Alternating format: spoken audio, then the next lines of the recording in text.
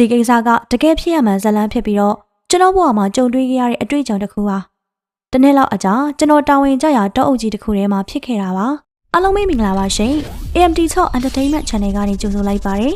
လူကြီးမင်းတို့အကြိုက်စိတ်ဝင်စားစရာများတရေအကြောင်းများစွာကိုတက်ဆက်ပေးမှာမို့ like and subscribe လေးလုပ်ဖို့မမေ့ပါနဲ့နော်ကျွန်တော်ကပျော်ပျော်ရွှင်ရွှင်တောအုပ်ထူကြီးထဲမှာတာဝန်ထမ်းဆောင်နေတဲ့ဝန်ထမ်းတစ်ယောက်ပါဒီနေ့မွန်တိတ်တစ်ခုတကားကိုဇက်တိုက်အတန်တူအော်တန်နဲ့တယောက်တကားလာခေါက်နေခဲ့ပါတယ်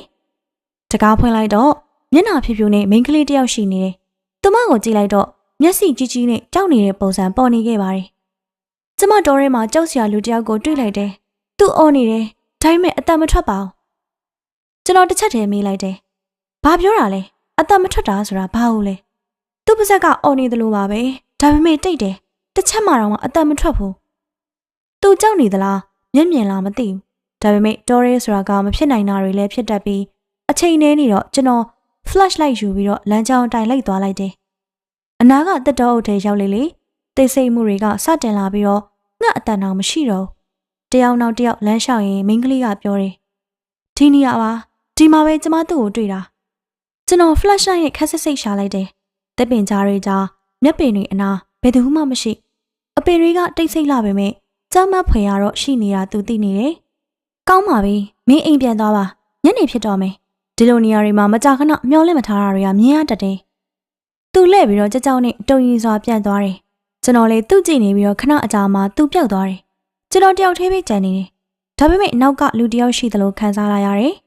ခြေတံတစ်ချက်ကြားတော့ချက်ချင်းလှည့်လိုက်တော့ဘယ်သူမှမရှိပါဘူးအဲ့ဒီချိန်မှာမျက်စိရဲကိုတစုံတယောက်မြင်သွားတယ်တပင်ကြားကမျောနေတဲ့အရေးတစ်ခုမြင်လိုက်ရတယ်ကြောက်လန့်လန့်နဲ့မတက်မတာခြာဝါစီကိုပြန်သွားခဲ့ပါတယ်ခြာဝါစီကိုရောက်တော့အစင်အောက်မှာတယောက်ထိုင်နေတယ်စပင်ရှည်ကြီးဖြစ်ပြီးတော့အသက်ရှူတန်ကြီးကြီးနဲ့ဒေါသထွက်နေသလိုညှိတွားနေတယ်ကျွန်တော်လည်းညီမအစင်ပြေလာမေးကြည့်လိုက်ပြီးတော့ဒါပေမဲ့သူကမဖြေခဲ့ပါဘူးတိတ်နေခဲ့ပါတယ်ပြီးတော့ဖြည်းဖြည်းနဲ့ခေါင်းမြောက်လာခဲ့တယ်သူ့ပါဇက်ကအကျယ်လုံးပြီးတော့အော်နေသလိုပါပဲအတန်လည်းမထွက်ပါဘူး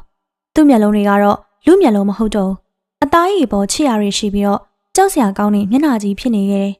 ဒါကျွန်တော်ဘဝကြောက်စရာအတွေ့အကြုံပါခဏအကြာမှာခါးကြီးကိုကော့ချလိုက်ပြီးတော့ကျွန်တော်စီအပြေးလာနေပါတယ်ဒါပေမဲ့ကျွန်တော်စိတ်တွေအကြောက်လွန်ပြီးတော့ဘာလို့မှမလဲမသိခဲ့ပါဘူးခဏအကြာမှသာသတိပြန်ဝင်ပြီးတော့ထာဝါပေါ်တက်ပြေးခဲ့ရပါတယ်အဲဒီနေ့ကစပြီးဝန်ထမ်းမှနောက်ထွက်ကြောင်းအကြောင်းကြားခဲ့ပေမဲ့ကျွန်တော်စီကြောက်မက်ဖွယ်မျက်နှာနဲ့နာဘဝကြီးဟာတကားတွေခဏခဏလာခောက်နေခဲ့ပါတယ်အဲဒီအချိန်ကလေးကညတိုင်း3နာရီမိတိုင်းတကားကိုခောက်တန်ကြရတယ်တကားဖွင့်ရင်တော့အပင်တွေနဲ့မီးကိုအပြင်ဘာမှမရှိခဏအကြာမှတော့ပျောက်သွားခဲ့တယ်တခါတလေတော့ဆိုတာကအသက်ရှင်နေတဲ့အရာမျိုးပါ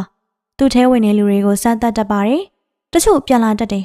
တချို့ကျတော့တောနဲ့အတူပျောက်ကွယ်သွားတတ်ပါတယ်ဒီဗီဒီယိုလေးကိုကြိုက်နေတတ်တယ်ဆိုရင်တော့ like subscribe လေးလုပ်ပြီးတော့အားပေးကြ